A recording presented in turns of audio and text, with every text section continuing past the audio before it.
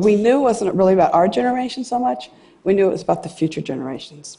We do stand on the shoulders of the people that came before us. There's no question. But every generation has the chance to make it better.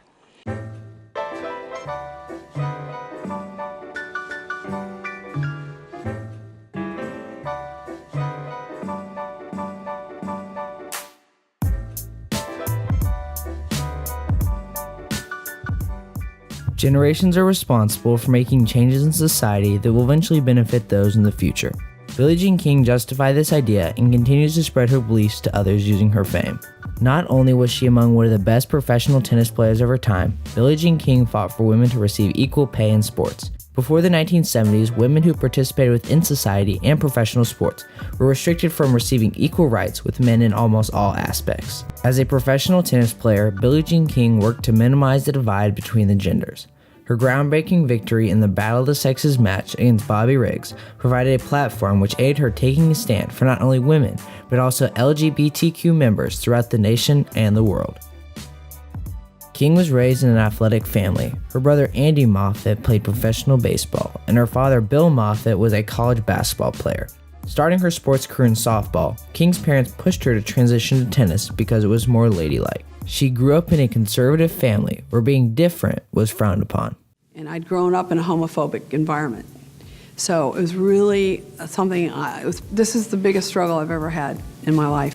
Billie Jean King emerged into the public and began promoting the equality of women due to the distinct problems between the genders in the 1960s and 70s.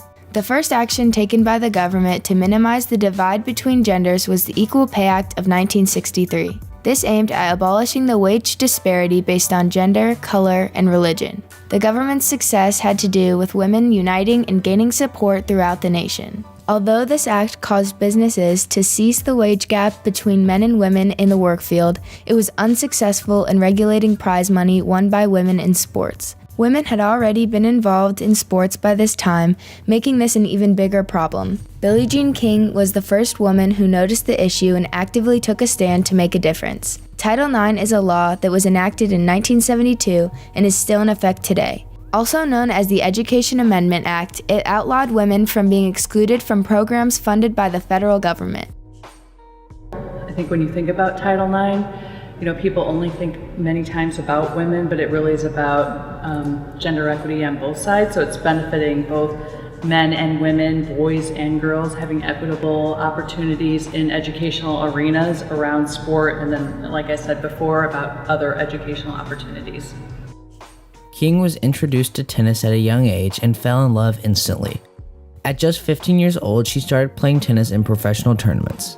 However, Billie Jean King was unsuccessful in her first pro matches.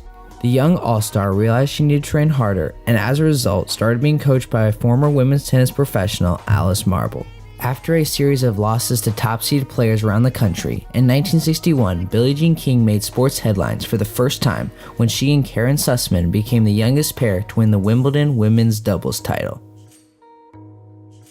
After increasing her training, Billie Jean King started to dominate the court. She played with doubles partners Rosemary Casales, Martina Navratilova, and Marie Bueno. Many of these women were included in the original nine, a group of professional women's tennis players who stood up against the unequal pay in sports between genders. People who were playing very actively at that time decided they wanted to play for money too. And so that's how the Virginia Slims really got organized. King was a relentless superstar who won titles and grasped the public's attention. While winning over the media, Billie Jean King developed friendships that would become very beneficial. A strong Jewish figure who advocated for women's rights throughout the 60s and 70s was Gladys Heldman. She took up tennis late in her life after marrying Julius Heldman. She created the World Tennis magazine, which impacted the sport immensely. The 70s were King's prime years that included sweeping tournaments and emerging as the #1 women's tennis player in the world. In 1971, King won 17 tournaments and achieved a win-loss record of 112-13. The following year was no different. King charged through 1972, winning Grand Slams without dropping a single set. She maintained her position, ranked #1 in the world. 4.2.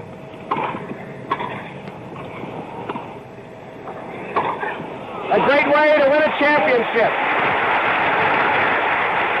With a Brilliant. Nice. Billie Jean King is the champion of the United States. Prior to the match, Riggs played the #1 Women's Tennis Player of the Year, Margaret Court, in an attempt to prove women were equivalent to men in sports. Sadly, Court fell short and lost the match to Bobby Riggs. Although Margaret Court lost, more attention was brought to the women's movement in sports. Following the match, Riggs continued to taunt female tennis players, which led to Billie Jean King challenging Riggs to a match that later became known as the Battle of the Sexes. Well, I think it's going to be pretty close. However, I saw Bobby beat Margaret, and I think that he's really a tough player. So I'd have to give him the edge over Billie Jean. I think Bobby must start in as the favorite of the match. I think he's got a little bit too much control of the ball and know-how for the girls. I think Billie Jean. You do? Yeah.